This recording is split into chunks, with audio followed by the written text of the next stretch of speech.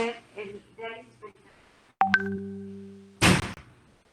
Ayer completamos hemodiálisis. A ver, espérame tantito.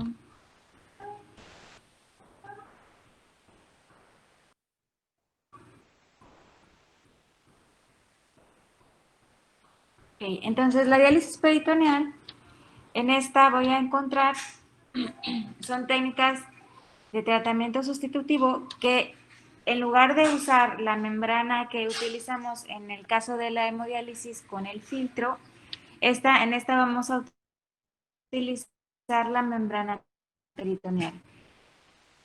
Los mecanismos que va a regir este procedimiento son los mismos, la difusión y la convección que vamos a encontrar en estos pacientes. Entonces, en el peritoneo vamos a tener 3 tipos de poros. Las acuaporinas, me imagino que se acuerdan que en el túbulo proximal y en el túbulo colector también existen como tal las acuaporinas. Las acuaporinas son las que nos van a ayudar al transporte de agua. Van a tener poros pequeños, va a haber poros pequeños en donde va a pasar además de agua los solutos pequeños y son por donde van a difundir todas esas sustancias que se consideran como las toxinas urémicas, ¿no? Y los poros grandes, en esta, aparte de que el paso de las pequeñas sustancias, van a ver paso de medianas moléculas. Entonces, no todos los peritoneos son iguales. Necesito yo hacer una prueba, se llama una prueba de equilibrio peritoneal, para saber qué tipo de transporte tiene el peritoneo de esa persona. Entonces, ese PET o esa prueba de equilibrio peritoneal la voy a hacer con una solución. Utilizo yo soluciones. Si se acuerdan, en el caso de la hemodiálisis, en las soluciones yo tengo que tener una planta de tratamiento de agua en donde voy a generar un agua ultra pura y esa va a ser mi líquido de dializante que va a ingresar al filtro y por medio de eso voy a hacer la terapia de la diálisis. En el caso de la diálisis peritoneal, ahí yo tengo unas bolsas que ahorita vamos a ver un poco más adelante, en donde tengo un líquido específico, muy parecido al líquido del dializante, pero en este caso se utiliza como una sustancia osmótica la glucosa. Entonces, tengo que hacer primero una prueba de equilibrio para saber qué tipo de transportador tiene mi paciente o tipo de transporte. Y en ese lado con una solución y dejo por 4 horas de estancia en cavidad. Y luego tengo que hacer la razón de creatinina, que hay entre el líquido dializado y entre la creatinina plasmática. Y voy a tener que hay 4 tipos de transportadores, es decir, mi paciente puedo yo incluirlo en 4 de estos tipos de transportador o tipo de membrana se llama. Entonces, hay un tipo de transportador alto o rápido que la razón de la creatinina entre el líquido dializante y el plasma es más alto y esto me quiere decir que tengo aclaramiento de solutos rápidos. Entonces, voy a tener la difusión de las sustancias pequeñas más rápido en este tipo de membrana peritoneal. Hay otro que es medio alto, entonces que va a tener un elevado aclaramiento de solutos. Doña Gladys, ¿ya lo vio cómo está? Una neurita. Sí. Bueno, la cirugía, se le funcionó, ¿verdad, mamá? Sí. No, nada más que en el aneurisma, sino más arriba. En su trayecto que tiene. Ajá. Desde el principio se le empezó a formar. No sé, se supone que no tenía. Ah, bueno, sí. Y tiene calor. O sea, está. Pero no la vamos a picar ahí más arriba. Ajá. Pero es que le salieron abscesos en todo el cuerpo. ¿Y por? ¿Qué es lo que están estudiando? Entonces yo pienso que es de lo mismo de que lo de todo el cuerpo. Bueno. Con Miguel se funcionó de colapsa. ¿Estás esperando moverla de retiro? Ok. Ajá. No.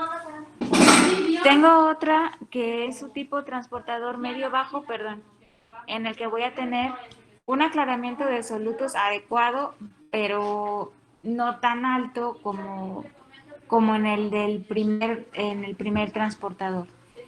Y en el último es en el que voy a tener el tipo de transportadores bajo o lento y voy a tener un aclaramiento de solutos muy limitado, por eso se llama bajo o lento. O sea, voy a tener este intercambio de urea y de creatinina por medio de la membrana peritoneal muy poca.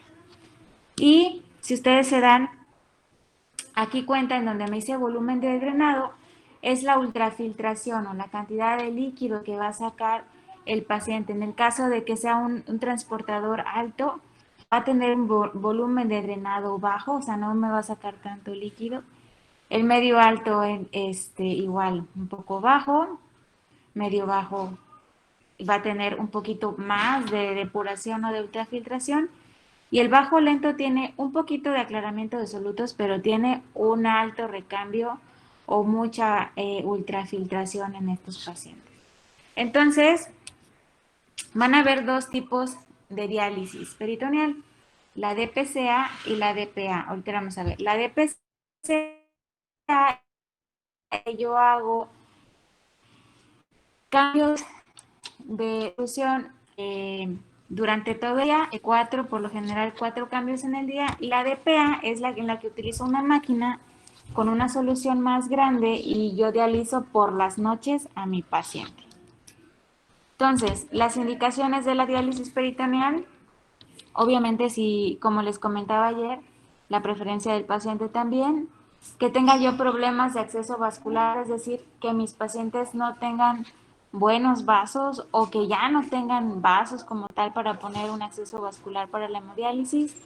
La inestabilidad hemodinámica, es decir, que si yo tengo una insuficiencia cardíaca severa y sé que no me va a tolerar las sesiones de hemodiálisis por los cambios hemodinámicos que yo hago, puedo sugerir la diálisis peritoneal, pero obviamente tampoco puedo hacer una diálisis peritoneal con los 2.000 mililitros o los 2 litros de solución que se le aplican al paciente, porque si no, voy a tener un aumento de la presión intraabdominal mucho mayor.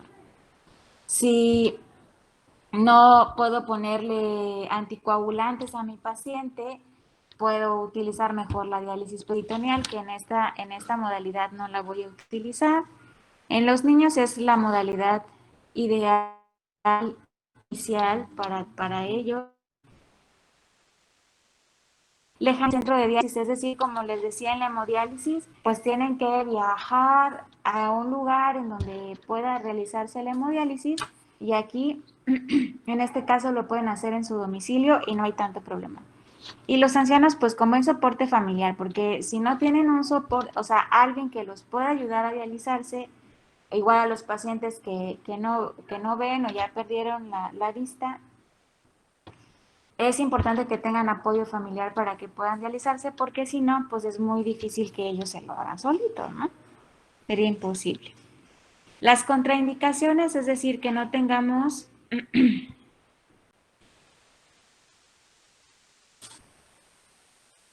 una cartil, que mi paciente, no sé, tuvo una LAPE o una laparotomía exploradora y hicieron una cirugía muy grande, entonces voy a tener muy probablemente adherencias si mi paciente en la cavidad, o sea, el catéter no va a quedar adecuadamente en esa cavidad abdominal.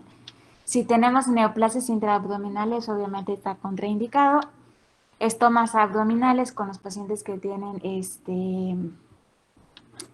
alguna cirugía o resección de colon, por ejemplo, tampoco vamos a poder utilizar el peritoneo para hacer este procedimiento. Si tengo una válvula de derivación peritoneal, pues tampoco puedo hacer.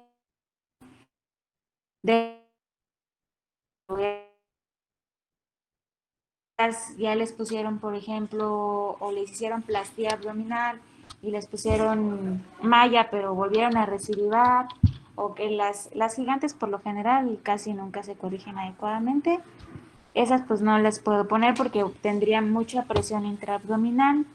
Los procesos infecciosos extensos de la pared abdominal pues tampoco. La enfermedad diverticular del colon una cirugía abdominal pues reciente mucho menos que la puedas utilizar, tuberculosis peritoneal, la enfermedad pulmonar crónica intraabdominal que podemos llegar a ocasionar y entonces tener más sensación de disnea. La desnutrición clínica grave o la hipoalbuminemia, ¿por qué no la ponemos en la diálisis peritoneal? Si se dan cuenta, en la diálisis peritoneal, tanto en esta como en la hemodiálisis, también vamos a perder no solamente los solutos que me están generando la uremia, sino que también voy a perder aminoácidos y voy a perder proteínas. Y por la diálisis peritoneal pierdo más proteínas todavía que por la hemodiálisis. Entonces, si mi paciente está muy desnutrido o tiene una albúmina muy baja, pues recomendar utilizar la diálisis peritoneal. Realmente tenemos los catéteres muy disfuncionales con los pacientes que tienen el abdomen muy globoso y se migran, disfuncionan y aunque se les vuelva a poner catéter, vuelven a fallar. Los trastornos hemorrágicos obviamente no corregibles no van ni en el uno ni en la diálisis ni en la hemodiálisis. La cirrosis hepática muy avanzada tampoco, la enfermedad psiquiátrica, como lo veíamos la vez pasada, igual tampoco está dentro de las contemplaciones de estas guías de práctica clínica. Y los oncológicos, pero los oncológicos por lo general sí se ayudan. Las soluciones de diálisis peritoneal entonces me van a ayudar a eliminar las toxinas urémicas, a corregir el exceso de volumen, a corregir la acidosis, a corregir las alteraciones de los electrolitos y a participar en la homeostasis del calcio. Entonces, estas soluciones de la diálisis peritoneal van a tener como agentes osmóticos, es decir, para que el, el líquido pudiera decir pase de un lado hacia otro, voy a tener la glucosa, a la icodextrina o a los aminoácidos. Para corregir la acidosis voy a tener esas bolsas van a tener bicarbonato o pueden tener tampón lactato también. En esas soluciones no va a haber potasio y van a tener un sodio por lo general de 132. El calcio es mucho más bajo todavía que el que usamos en la hemodiálisis y no tiene fósforo, obviamente, ¿no? Entonces, aquí, por ejemplo, el catéter de la diálisis peritoneal tiene que quedar en el hipogastrio, se pudiera decir. Aquí si ven, está la sínfisis del pubis, la vejiga, y en esta área es donde debe de quedar o de estar como tal el catéter de diálisis peritoneal, que es este catéter se llama Tenkov, catéter de Tenkov. Entonces, tengo yo una bolsa de solución, se puede decir, este es mi catéter, que en este catéter del ejemplo es un catéter que se ponía anteriormente para hacer una diálisis en agudo, que ahorita ya pongamos que este catéter ya está instalado bien adentro. Entonces, este es el contenedor de la solución de diálisis que tiene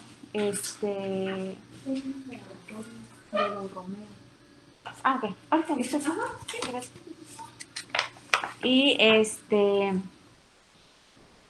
entonces, lo que va a pasar acá es que tengo un equipo de transferencia, se llama una línea de transferencia, y tengo la solución. Entonces, la solución ingresa a la cavidad abdominal y ya de que ingresa a la cavidad abdominal, yo quito este dispositivo se puede decir, y esta bolsa yo la quito.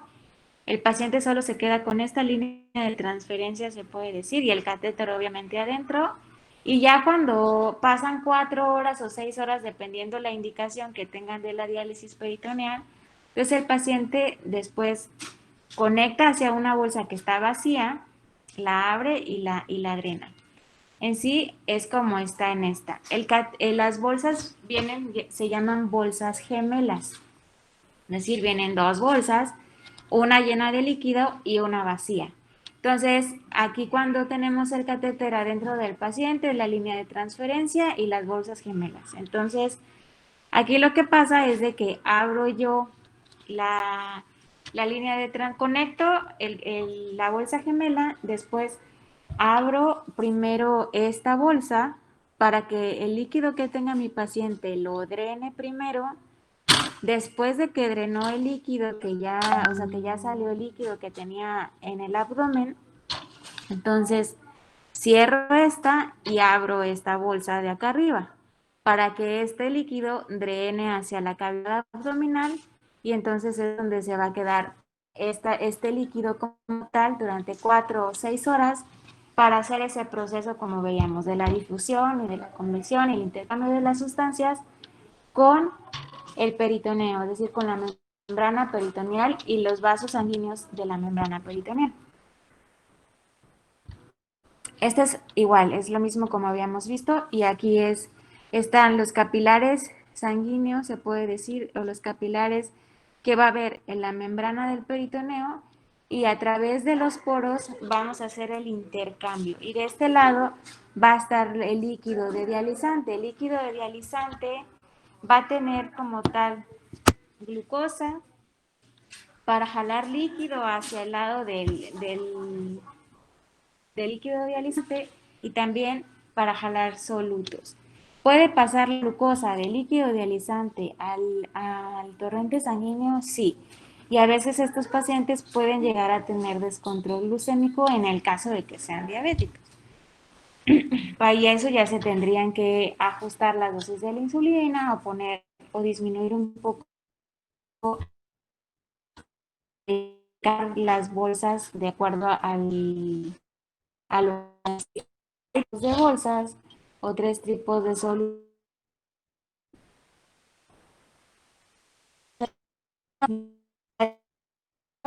que es. Entonces, la membrana peritoneal se comporta como una membrana semipermeable porque tiene poros, que ya vimos que hay 3 tipos de poros. El transporte se realiza fundamentalmente en el peritoneo visceral, obviamente. La barrera fundamental o la de intercambio que se va a dar acá es la pared capilar, el intersticio que vamos a tener en la membrana peritoneal como tal. Y entonces voy a tener la difusión, que es el paso de un lugar de mayor concentración a un lugar de menor concentración.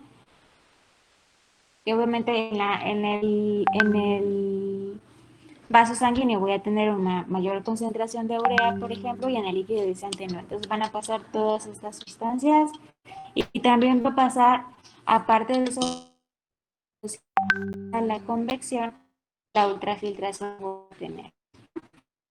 Son los principios que vimos en la hemodiálisis, ¿no? La difusión, la ósmosis igual y la ultrafiltración.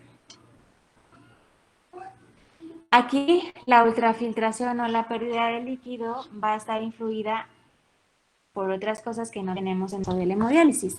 La presión oncótica de las proteínas plasmáticas, la presión negativa del sistema linfático, la presión hidrostática intraabdominal que estoy generando con la infusión de la solución, las características del peritoneo. Acuérdense que hay 4 tipos de peritoneo, y el flujo transcapilar, ¿no? La concentración y el tipo de agente osmótico que yo voy a utilizar en el líquido de dializante.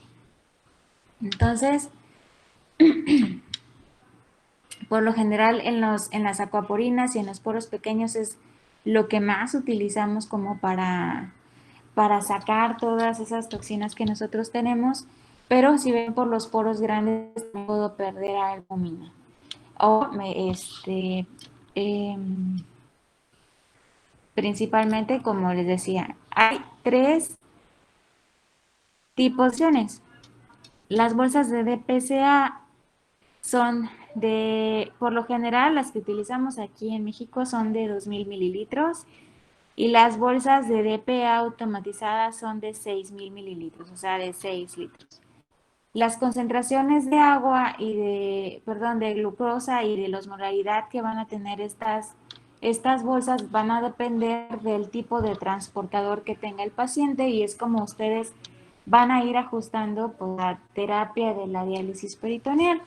Entonces, hay soluciones con glucosa al 1.5% que tienen una osmolaridad de 345 miliosmoles, una solución del 2.5% que van a tener 395 miliosmoles y del 4.25% que van a tener una osmolaridad de 484 miliosmoles. Entonces, acá lo importante es, al igual que la hemodiálisis, tener un catéter que esté funcionando adecuadamente. La entrada de entrada de líquido no debe de sobrepasar los 30 minutos de que empecemos a que esté la cavidad abdominal llena. Lo ideal es de 10 a 15 minutos que tiene que bajar el líquido e ingresar. Y igual la salida no debe de llevar más de 20 minutos. Entonces tienen que salir rápidamente. ¿Qué es lo que pasa? No sé si se acuerdan con la hemodiálisis. En la hemodiálisis yo puedo calcular cuánto líquido le voy a sacar al paciente de acuerdo al peso seco. En estos pacientes que tienen diálisis peritoneal,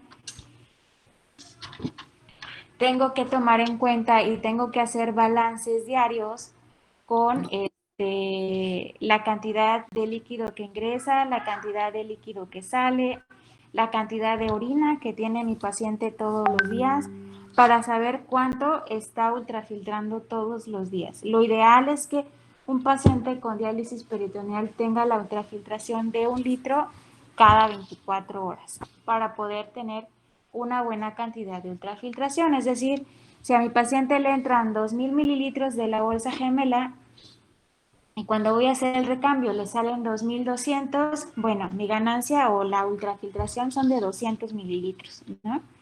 Y ya voy juntando las ultrafiltraciones de los 4 recambios que voy a hacer en el caso que es la diálisis peritoneal continua ambulatoria se llama.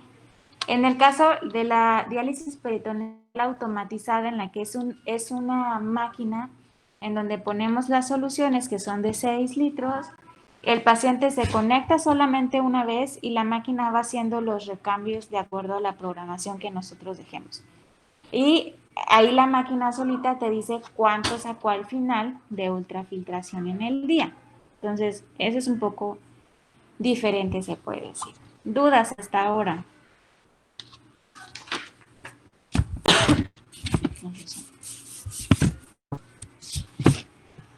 No, ¿No hay ninguna? ¿Les se quedó más o menos, ya tienen una mejor idea de cómo es la hemodiálisis y cómo es la diálisis peritoneal? sí, doctora. Sí, sí. ¿Ya la estás Sí, utilizando? doctora. Ok. Bueno, entonces vamos a, no sé cuál es el tema de mañana. ¿Ustedes tienen ahí su programa?